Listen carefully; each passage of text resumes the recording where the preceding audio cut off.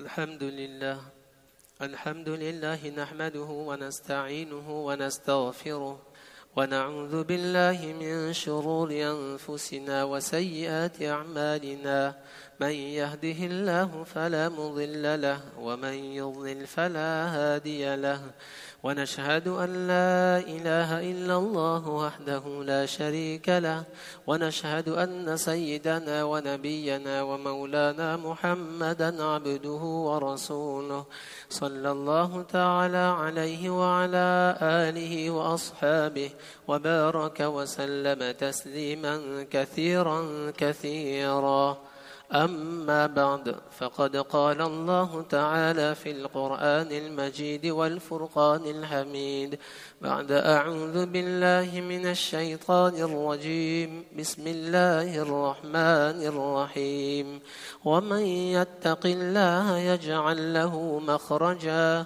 ويرزقه من حيث لا يحتسب ومن يتوكل على الله فهو حسبه إن الله بالغ أمره قد جعل الله لكل شيء قدرا وقال تعالى وعلى الله فليتوكل المتوكلون صدق الله مولانا العظيم وصدق رسوله النبي الكريم ونحن على ذلك لمن الشاهدين والشاكرين والحمد لله رب العالمين. Chers frères, assalamu alaikum wa rahmatullahi wa barakatuh. Toutes les louanges appartiennent à Allah Azza wa Jal, notre Créateur, notre pourvoyeur, notre Seigneur, qui dans sa générosité, dans sa bonté, nous accorde l'opportunité de cette salat de Jumu'ah. Chers frères, c'est la période des vacances pour beaucoup d'entre nous, c'est la période des vacances pour nos enfants, mais alhamdulillah, le croyant, où qu'il soit, quelle que soit la situation dans laquelle il se trouve, eh bien, il est toujours dans l'obéissance à Allah Azza wa Jal. Il est en vacances, mais il n'est pas en vacances de ce devoir vis-à-vis d'Allah Azza wa Jal. Il se permet un temps de légèreté, il se permet un temps de détente familiale, personnelle, mais il n'oublie pas où qu'il soit qu'il reste le serviteur d'Allah Azza wa Jal dans toutes ces situations. Allah Azza wa Jal nous a accordé un dîn complet. Allah nous a accordé un dîn dans toute sa beauté, dans toute sa splendeur, et qui accompagne ce servant, ce serviteur, ce croyant et cette croyante dans toutes les situations de sa vie.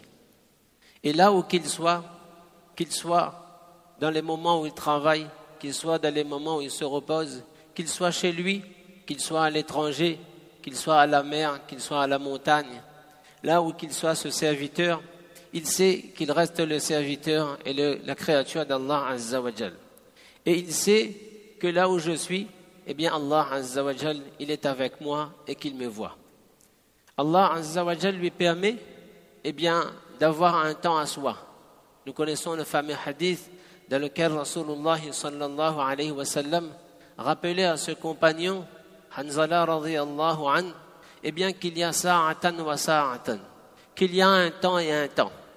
Et qu'effectivement, chacun de nous, dans notre faiblesse, nous ne pouvons pas rester au summum de nos capacités sur une durée très très longue.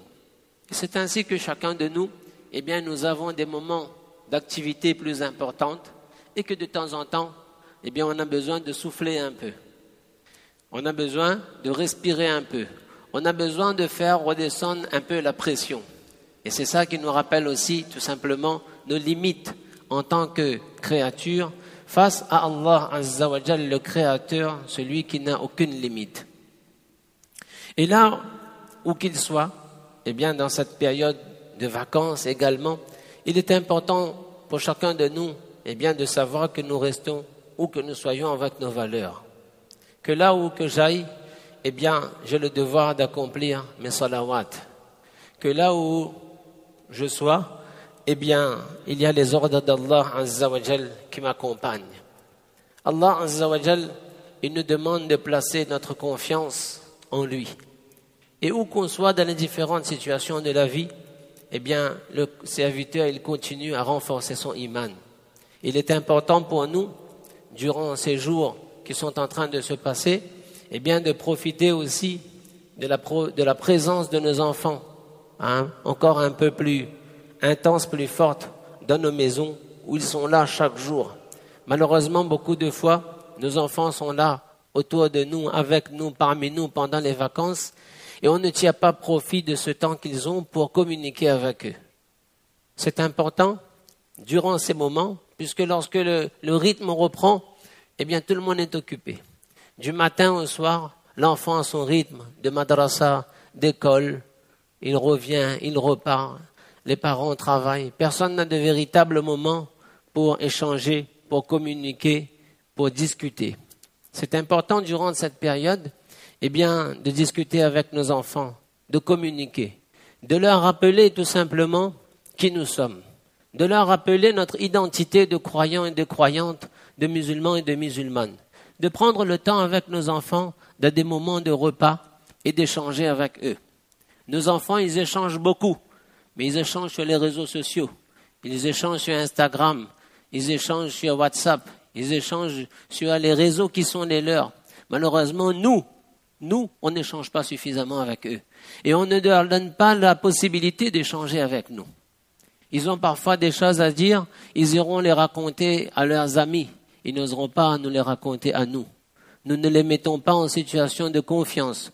Nous ne les mettons pas dans une situation, de sérénité pour qu'ils puissent échanger avec nous et qu'ils puissent nous faire parfois part de leurs inquiétudes, de leurs questionnements, de leurs interrogations. Ça, c'est extrêmement important. Quand arrivent les vacances, les parents, on pense à faire plaisir aux enfants. On va les emmener quelques jours ici, on va les emmener quelques jours là-bas, on va les emmener en voyage. C'est très bien, alhamdulillah. Il faut récompenser leurs efforts de l'année. Mais il faut aussi penser, à leur parler et à échanger avec eux. Et leur rappeler, la beauté de ce din qu'Allah Azza wa Jal leur a accordé. Aujourd'hui, nos enfants font face à des défis. Ils ont de grandes interrogations sur le fait d'être musulmans et d'être musulmanes. Ils ont de grandes interrogations sur le fait d'être croyants et de croyantes. Ils posent des questions à se dire parfois, pourquoi je dois prier? Pourquoi je dois croire en Allah? Qui me dit que ma religion est vraie? Aujourd'hui, notre question et notre souci, ce n'est pas uniquement le souci de quelques petites actions, même si chaque action a son importance. Aujourd'hui, le souci, c'est le souci de la sauvegarde du iman de notre jeunesse et de nos enfants, mes frères. Ils voient tellement de choses, ils entendent tellement de choses, ils s'échangent tellement de choses, que parfois ils ne savent même plus où ils en sont par rapport à leur iman et par rapport à leur foi. Et ce souci de communiquer avec nos enfants, de leur parler de leur jeune âge, de la grandeur d'Allah, nous n'avons rien inventé, c'est Rasulullah sallallahu alayhi wa sallam qui le faisait. Il parlait aux très jeunes enfants. Il leur parlait. Ça, c'est déjà important. Et quand il leur parlait, par exemple, au jeune Ibn Abbas radiyallahu anhuma, il lui dit tout simplement, Ya Ghulam, inni u'allimuka kalimat. Ô jeune enfant. Ibn Abbas était très jeune. Les savants disent que lorsque Rasulullah sallallahu alayhi wa sallam est décédé, Ibn Abbas radiyallahu anhuma n'avait à ce moment que 13 ans. Quand il est décédé, Rasulullah sallallahu alayhi wa sallam, il n'avait que 13 ans. Et on sait par la suite le grand mufassir, le grand commentateur du Coran qu'il va devenir. Rahimahullah ta'ala wa radiyallahu an. À ce jeune Ibn Abbas radiyallahu anhuma, il dit, Ya Ghulam, inni u'allimuka kalimat. Ô jeune enfant, je vais t'enseigner quelques paroles. Et quelles sont ces paroles que Rasulullah sallallahu alayhi wa sallam va lui enseigner? Des paroles de iman, des paroles de yaqin, des paroles de conviction, des paroles de confiance et de tawakkul en Allah Azza wa Jal. Ihfadillah yahfadka. Cher jeune homme, sache que si tu fais attention à observer les commandements d'Allah et tu les protèges, ces commandements, c'est Allah Azza wa Jal qui va te protéger et qui sera à tes côtés. Ihfadillah tajidhu tujahak. Cher jeune enfant, sache que si tu es épanoui dans ta foi et que si tu observes les commandements d'Allah, eh bien tu trouveras Allah face à toi, il sera avec toi. Rasulullah sallallahu alayhi wa sallam invite ce jeune enfant Ibn Abbas. On pourrait se dire, un jeune enfant, on lui demande comment ça va, comment va l'école, comment... Non, Rasulullah sallallahu alayhi wa sallam, il avait le souci de former le iman des jeunes. Nous en avons tous besoin, quel que soit notre âge. Et nos enfants en ont énormément besoin. Qu'on leur parle d'Allah Azza wa Jal. Rasulullah sallallahu alayhi wa sallam, il renforce le iman de ce jeune homme. Et il lui montre que toi, tu dépends d'Allah. Ça, c'est une leçon pour chacun de nous. Qu'on a besoin d'Allah et que nous sommes dépendants uniquement d'Allah. وَاعْلَمْ أَنَّ الْأُمَّةَ لَوْ اجْتَمَعَتْ عَلَىٰ أَنْ يَنْفَعُوكَ بِشَيْءٍ لَمْ يَنْفَعُوكَ إِلَّا بِشَيْءٍ قَدْ كَتَبَهَ اللَّهُ لَكَ. Ajib. Le prophète sallallahu alayhi wa sallam, il dit à ce jeune Ibn Abbas radiyallahu anhuma que si toute la Ummah devait se réunir pour te faire un bien, eh bien ils ne pourront te faire aucun bien, sauf ce qu'Allah Azza wa Jalla t'a écrit. Il lui apprend quoi? Que le bien vient d'Allah, le profit vient d'Allah, que ça c'est entre les mains d'Allah. Et le contraire, que si أن الأمة لو اجتمعت على أن يضروك بشيء لم يضروك إلا بشيء قد كتبه الله لك. Voyez, apaiser, rassurer, lui dire tout simplement que sache que si l'humanité entière devait se réunir, c'est pas juste ton papa, c'est pas juste tes parents, c'est pas juste ta famille si elle se réunissait contre toi, c'est pas juste un pays, c'est pas juste un continent. Si l'humanité entière devait se réunir contre toi, ô jeune homme, sache qu'ils ne pourront te faire aucun mal si Allah ne l'a pas voulu. Voyez comment le yaqin grandit dans le cœur de ce jeune, qui grandit en sachant que le bien et le mal sont entre les mains d'Allah Azza wa Jal. Ça, c'est la conviction. إِذَا كَانَ اللَّهُ مَعَكَ فَمَنْ عَلَيْكَ. Si Allah il est avec toi, qui peut être contre toi? وَإِذَا كَانَ عَلَيْكَ فَمَنْ مَعَكَ. Et si Allah il est contre toi, qui peut être avec toi? Ça, c'est la conviction que chacun de nous, nous devons développer. Nous, notre dîn, la base, c'est ça, c'est la ilaha illallah. Parlons juste de la ilaha illallah à nos enfants.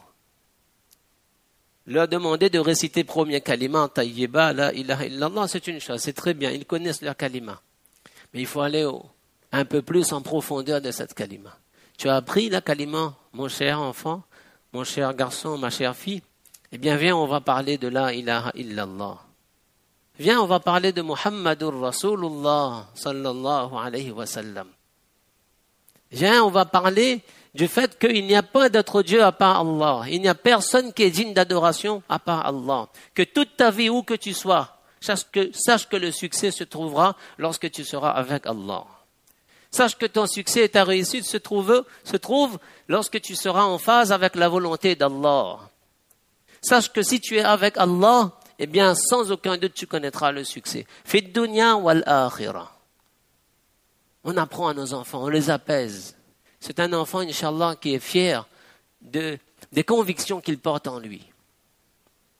De lui dire que Muhammadur Rasulullah sallallahu alayhi wa sallam, qu'Allah t'a accordé à toi et à moi, cher enfant, eh bien, le meilleur des modèles, le meilleur des hommes, le meilleur des prophètes sallallahu alayhi wa sallam. Et que là, dans son modèle à lui, se trouve ton succès. Muhammadur Rasulullah, Muhammad est le messager d'Allah, sallallahu alayhi wa sallam. Mais de montrer à nos enfants que en suivant son modèle, tu ne peux que connaître le succès. Ce n'est pas en suivant le modèle d'un influenceur, d'un youtubeur, d'un footballeur. Non. Ton succès et ta réussite se trouvent dans le modèle de Rasulullah sallallahu alayhi wa sallam. Et où que tu ailles, eh bien, sois fier de porter la sunna de Rasulullah sallallahu alayhi wa sallam en toi et sur toi. Et tu verras que dans ce modèle-là, il y a pour toi le succès, sans aucun doute. Sois apaisé, sois sûr, sois rassuré que si tu es dans l'obéissance aux ordres d'Allah, eh bien, il n'y a aucune raison pour que tu ne connaisses pas le succès et la réussite. Ça, c'est ce que Rasulullah sallallahu alayhi wa sallam il transmet à ses jeunes enfants. Que Allah, et ils lisent le Coran, nos enfants. Tout le monde, on veut que nos enfants sachent bien lire le Coran. Tout le monde, on veut que nos enfants mémorisent le Coran. Mais est-ce qu'on leur parle du contenu de ce Coran? Nous, en tant que parents, les enseignants font leur travail à leur place. Est-ce qu'on échange avec nos enfants? Est-ce qu'on dit que lorsque tu lis, eh bien, tu ne fais aucune faute dans ta récitation, tu ne fais aucune faute dans ta mémorisation? Mais est-ce que tu sais que tu es en train de lire le qissa et le récit, par exemple, d'Ibrahim alayhi salam? Là, tu es en train de lire le récit de Moussa alayhi salam. Le Qurbani vient de se passer là, il y a quelques jours. Est-ce qu'on a parlé avec nos enfants d'Ibrahim alayhi salam? Son rêve, son obéissance aux ordres d'Allah. Comment il est devenu Khalilullah, l'ami intime d'Allah? À travers quoi il est devenu Khalilullah? À travers l'obéissance aux ordres d'Allah. Ô mon fils, ô ma fille, toi aussi, si tu es dans l'obéissance à la volonté d'Allah, eh bien tu peux devenir Khalilullah toi aussi. À ton niveau, tu peux devenir ami d'Allah. Ibrahim alayhi salam, il a juste obéi à la volonté d'Allah. Et Allah lui a donné son titre jusqu'à l'éternité. Wattakhadallahu Ibrahim khalila. Allah Ta'ala, il a pris comme ami intime Ibrahim. De lui dire que l'épouse d'Ibrahim alayhi salam, elle était dans le désert de Makkah et qu'elle reçut l'ordre, Ibrahim alayhi salam reçut l'ordre de la laisser ici et de partir. Tout le monde en connaît les récits. Il faut se les rappeler. Et il faut en parler à nos enfants. Et de dire à cet enfant que regarde, aujourd'hui, comme maman, elle est toute seule un moment, elle est peut-être pas rassurée si tout le monde n'en est pas là. Cette épouse-là, dans le désert, eh bien, elle voit que son mari la laisse, elle et son enfant. Et elle demande à son mari, Ibrahim alayhi salam, est-ce que c'est l'ordre d'Allah de nous laisser ici? Et lorsque son mari dit oui, c'est l'ordre d'Allah, il dit alors si c'est l'ordre d'Allah, vas-y. La conviction, mes frères, que si c'est l'ordre d'Allah, c'est impossible que nous connaissions l'échec et que nous connaissions un mal quelconque. Elle était convaincue et elle nous enseigne cette conviction que si c'est l'ordre d'Allah, sois rassuré, dors tranquille, dors sur tes deux oreilles. Tu ne peux pas périr, tu ne peux pas connaître la destruction, tu ne peux pas connaître l'échec. Dans le désert seul, on pouvait craindre qu'elle et son fils meurent de soif. Mais c'était l'obéissance d'Allah. C'était la volonté d'Allah. Elle s'est soumise à la volonté d'Allah. Mourir de soif était une crainte. Périr était une crainte. Mais obéir à l'ordre d'Allah, Allah a fait jaillir une source, l'eau de Zamzam, qui va continuer à couler jusqu'à la fin des temps. Allahu Akbar. Qu'est-ce qu'elle a fait? Elle a dit l'ordre d'Allah, d'accord, c'est tout. Si c'est l'ordre d'Allah, je le fais. Et montrer à nos enfants que lorsque tu vas te mettre à avancer et à te soumettre à la volonté d'Allah, tu verras que les portes vont s'ouvrir. Comme ici, la source a jailli et que chacun de nous, combien, eh bien, on aimerait pouvoir boire de cette eau chaque jour. Et combien cette eau est devenue bénie, que le prophète sallallahu alayhi wa sallam a dit ma'u zamzam lima shuriba lahu. Tu bois de cette eau avec une intention particulière, Allah Ta'ala, il exauce tes vœux et tes doigts. Quelle force dans cette eau? C'est la force de la soumission à la volonté d'Allah Azza wa Jal.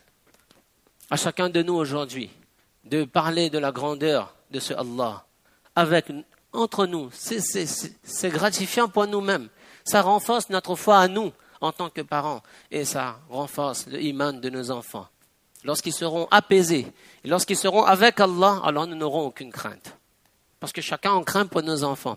Mais si on leur a inculqué, on a planté dans leur cœur la graine de la foi, du iman, de la conviction, de la confiance en Allah, on leur a montré le chemin de la masjid, que quand il y a quelque chose dans ta vie, eh bien, les Sahaba, radiyallahu anhum, nous ont montré que s'il y a une épreuve, une situation dans ta vie, prends le chemin de la masjid, de la maison d'Allah. C'est là que se trouve la solution pour toi. Si on leur a montré ce chemin-là, après on peut dormir tranquille en tant que parents. Si on sait qu'ils sont avec Allah, eh bien, Inch'Allah, Allah sera avec eux. Et quand Allah sera avec eux, même de nous, ils n'en auront plus besoin. On pourra vivre tranquille et on pourra, Inch'Allah, partir tranquille. Parce que on les a laissés avec Allah. On les a confiés à Allah. que lorsqu'on quitte ce monde, on sait que notre enfant, 5 fois par jour, il pose son front sur le sol, alors après, partez tranquille. On sait que chaque jour, notre enfant, il prend le livre d'Allah dans sa main, alors on peut partir tranquille.